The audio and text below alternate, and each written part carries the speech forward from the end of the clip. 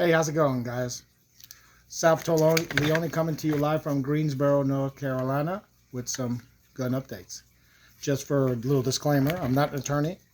So if you ever have any questions, please contact your ATF local IOI employee, which is industry operation investigator, and they can help you with some questions about what is selling and what's not selling and if you need a license.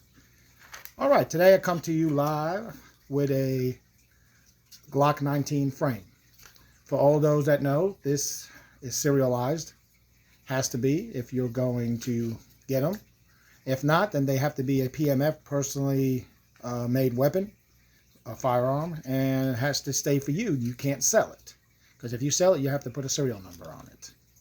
So for those who have these ghost guns, those are probably a thing of the past. Everything now frame usually comes in a serial number. All right, today I want to talk to you about Combat Armory over there in Michigan. They make these great frames. This is a CA19, Combat Armory 19, which is a 9mm. It's equivalent to the Glock 19, also the Glock 23. You can put that frame on here, which is the 40 cal. Okay, this comes in a shell. You can buy the lowers.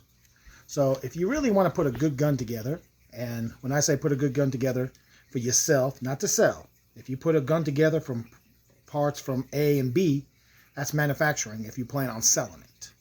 So be careful. If you want to make it for yourself and keep it for yourself, and you want a good cheap weapon, I could tell you how. You go to Combat Armory, or you go to my page, Transit Blue, leave out the E, F for blue, and Transit Blue on Gunbroker, and I'm selling these. Or you can go on the webpage for Combat Armory, and they're cheap. I think I bought this one for 40 bucks. They had a sale, it was 44, but I bought it for 40 with a 10% off. So 40% off, it comes with no parts. So what you do is you go on Gunbroker and you look for auctions. I usually go on gunbusters.com, and they usually sell the uppers and the lower parts, not the frame, just the parts.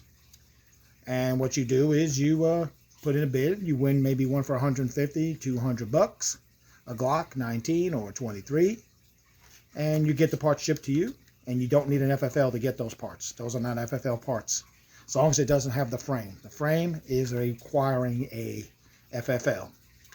So you get those parts together, and you make a Glock. Here you can see, these are all Glock parts. Original Glock parts from a 19 that I got off of Gunbusters.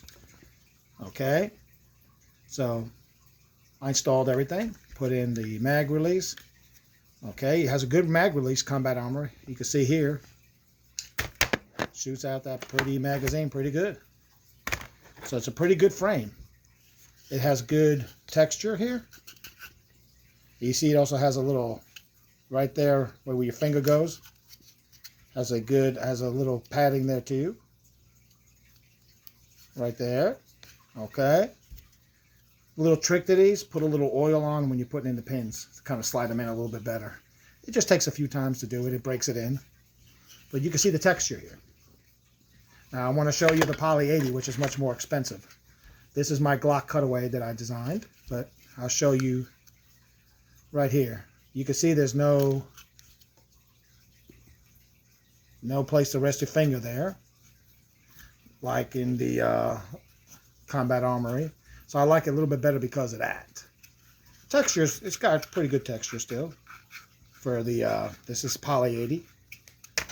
But again, Combat Armory, it's pretty good, man.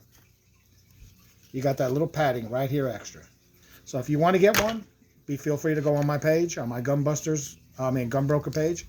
Or you can go on the page of Combat Armory, pick you up one. Again, you can make it happen. Less than 300 bucks, you can get yourself a Glock. If you find a good auction, even cheaper.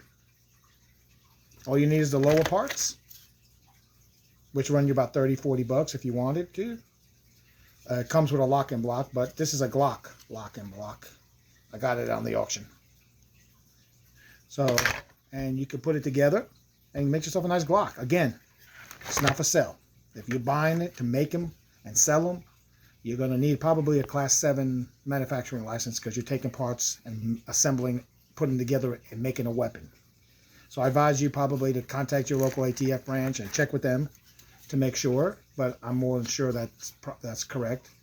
You can make a weapon for yourself, for your own personal use.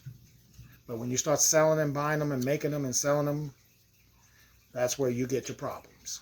So, over and out. Feel free to email me, contact me, and let me know what you think. Bye.